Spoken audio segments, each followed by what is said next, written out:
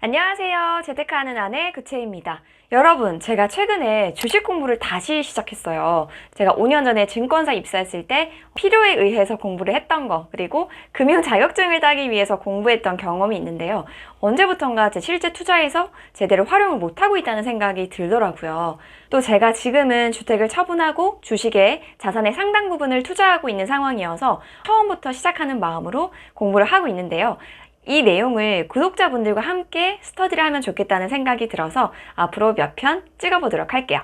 솔직히 시중에 좋은 영상, 책 너무너무 많습니다. 여력이 되신다면 병행하시기를 추천드리고요. 나는 완전 왕초보다 이제 막 주식 계좌를 개설했다 하시는 분들은 제가 이전에 주식 기초를 정리한 영상이 있으니까 여기 위에서 참고를 해주시고요. 오늘은 주식 입문자가 꼭 알아야 할 두 가지 개념, PER과 PBR에 대해서 설명을 드릴게요. 자, 용어가 되게 어렵죠. 아니, 왜 이렇게 주식은 이런 용어들이 어려운지. 자, 도대체 이런 공부가 왜 필요하냐? 자, 여러분, 제가 장을 보러 마트에 갔어요. 고기가 5만 원이라고 딱 가격이 써 있는 겁니다. 근데 이것만 보고서는 비싸다, 싸다를 판단할 수 있을까요? 자, 고기라면 이 고기가 소고기인지 돼지고기인지 아니면 한우인지 수입산인지 어떤 부위인지 그리고 몇 근인지를 따져봐야 아는 거죠. 고기가 5만 원인데 알고 보니 한우, 꽃등심, 툭불 2근이에요. 그럼 대박 싼 거잖아요. 자, 주식도 마찬가지입니다. 자, 지금 삼성전자가 한 주당 7만 원이에요. 근데 주가만 보고는 이 주식이 비싸다, 싸다를 논할 수가 없습니다.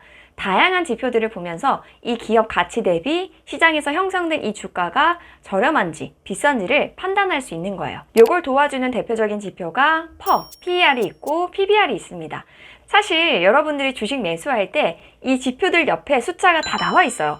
PER 12, PBR 3 이런 식으로요. 근데 문제는 이걸 봐도 뭔 말인지 몰라. 해석이 안 돼. 괜찮습니다. 오늘 영상을 보고 다 이해를 하면 되니까. 자, 먼저 PER에 대해서 말씀을 드릴게요. 쉽게 몇 년 투자해야 내가 본전을 뽑을 수 있지를 판단하는 지표입니다. 자, 우리가 경제뉴스에서 진짜 많이 나오는 게 바로 이 PER예요. 정확하게는 회사 순이익을 시가총액으로 나눈 겁니다. 시가총액이 순이익의 몇 배냐? 순이익 대비 주가가 얼마나 고평가인지 저평가인지를 보는 건데요.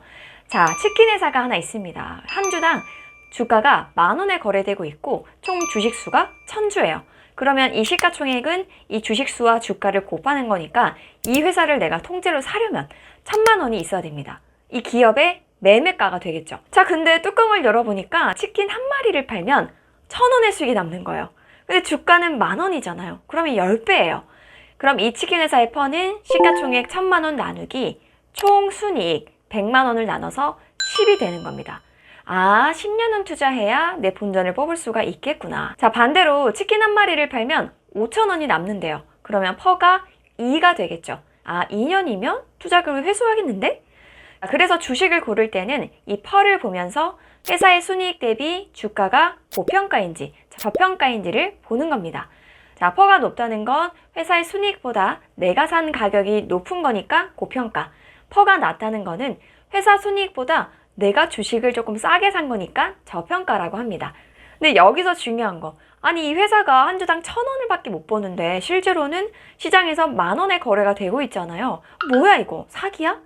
자, 장사가 잘 되는 회사 혹은 미래 전망이 밝은 회사는 앞으로도 잘 될 거라는 기대감으로 이 회사의 적정 가치보다 시장에서 더 높은 평가를 받습니다. 반대로 기업 가치는 한 1,000만 원짜리인데 실제로 시장에서는 더 낮게 평가가 되는 기업들도 있겠죠. 그래서 보통 주식 가격에는 이 회사의 가치와 프리미엄이 별도로 형성돼 있다고 보시면 돼요. 자, 그러면 퍼가 어느 정도가 고평가고 어느 정도가 저평가냐? 우리나라의 평균 퍼는 10 정도인데요. 사실 이 퍼 자체만으로는 고평가인지 저평가인지 비교가 불가합니다.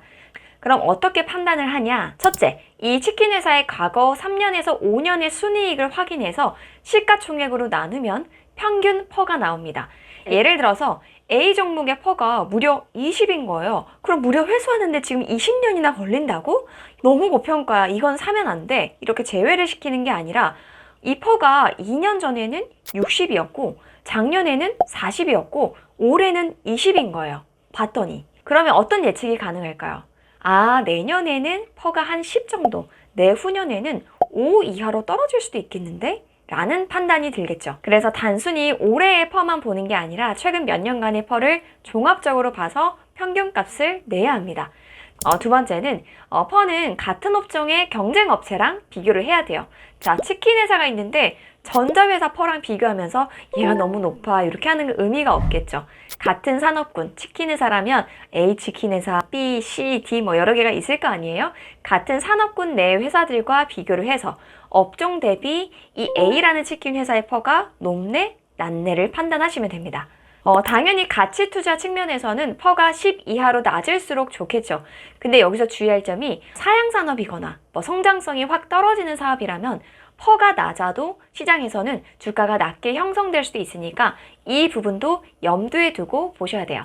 자, 두 번째 지표는 PBR, 주가 순자산 비율입니다. 이게 말이 어려운데 한마디로 이 주가에 P가 얼마나 붙었는지, 그러니까 프리미엄이 얼마나 형성되어 있는지를 보는 겁니다. 이 P가 과하면 거품이 낀 거고 이 P가 마이너스면 그럴 만한 이유가 있는지를 보는 거죠. 자, 정확하게는 기업의 자본 총계 대비 시가총액을 보는 건데요. 벌써 여기서 머리 아프죠? 자본 총계. 여기서 자본 총계는 기업의 총 자산, 그러니까 기업이 뭐 현금도 있을 거고 건물, 부동산, 인프라, 시설 등등을 갖고 있을 거 아니에요. 이 자산에서 총 부채를 싹 빼는 거예요. 그럼 자본 총계가 나옵니다. 한마디로 기업의 순자산이에요. 순자산 대비 시가총액, 그러니까 이 주가가 몇 배로 거래가 되고 있는지를 보는 겁니다. 기준이 1인데요. 1보다 높으면 P가 붙은 거고 1보다 낮으면 마이너스 P가 되는 겁니다. 이론상으로는 PBR이 1을 넘어가면 고평가, 1 미만이면 저평가라고 얘기를 하지만 보통 시장에서는 PBR이 3에서 4 정도를 넘어가면 고평가라고 이야기를 합니다. 자, 우리가 어떤 가게를 인수하려고 해요. 여기서 굉장히 장사가 잘 돼요. 이런 것들은 보증금 말고도 권리금을 줘야 되잖아요. 여기는 사람들도 많이 오고 매출도 잘 나오니까 앞으로도 잘 될 가능성이 커요. 그에 따른 프리미엄을 지불을 하는 거죠. 자, 부동산도 마찬가지죠. 우리가 막 분양된 아파트를 매매가 5억, 그리고 뭐 초피 3억을 주고 샀다고 해볼게요. 그럼 나중에 부동산 시장이 좋아서 10억이 될 수도 있기 때문에 우리가 프리미엄 3억을 기꺼이 지불을 하는 거죠. 반대로 내 집값이 8억에 샀는데 6억으로 떨어졌어요. 그러면 이 프리미엄 2억 상당은 손해를 볼 수 있는 거잖아요. 그렇기 때문에 이곳의 입지가 괜찮은지 향후에도 오를 것인지 따져봐서 적정한 P를 부담을 하겠죠.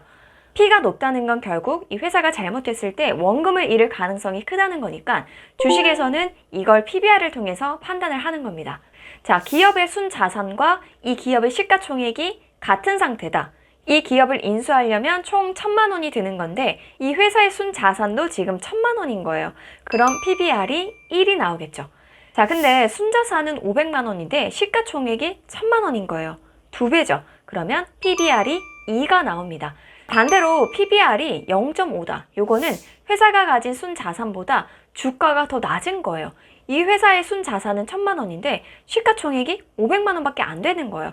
그럼 내가 사실 이 기업을 당장 사서 바로 팔아도 500만 원의 돈이 남는 거죠.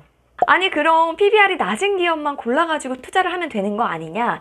물론 가치 투자 입장에서는 PBR이 낮은 기업을 선호하긴 해요. 그렇지만 낮다고 무조건 좋은 건 아닙니다. 왜냐하면 어느 정도 잘 굴러가고 있는 회사는 적정 P가 끼어 있는 경우가 대부분이고요. P가 너무 낮다. 그러면 전망이 너무 안 좋거나 앞으로 먹거리가 없는 산업군이어서 주가에 반영이 된 걸 수도 있어요. 따라서 PBR이 낮으면 왜 낮은지, 최근 몇 년간 그 실적 추이가 어떻게 되고 있는지를 함께 보면 도움이 됩니다. 자, 오늘은 주식 투자 입문자를 위한 가치평가 지표 PER과 PBR의 개념에 대해서 설명을 드렸는데요. 저평가된 기업을 찾는 것이 결국 내 원금을 지키고 리스크를 줄일 수 있는 일이기도 하니까요. 초보자분들은 이 PER 10 이하 그리고 PBR 1 이하를 기준으로 종목 공부를 해보시면 좋을 것 같습니다. 제가 오늘 준비한 영상은 여기까지고요. 오늘도 부자 되세요. 여러분 안녕.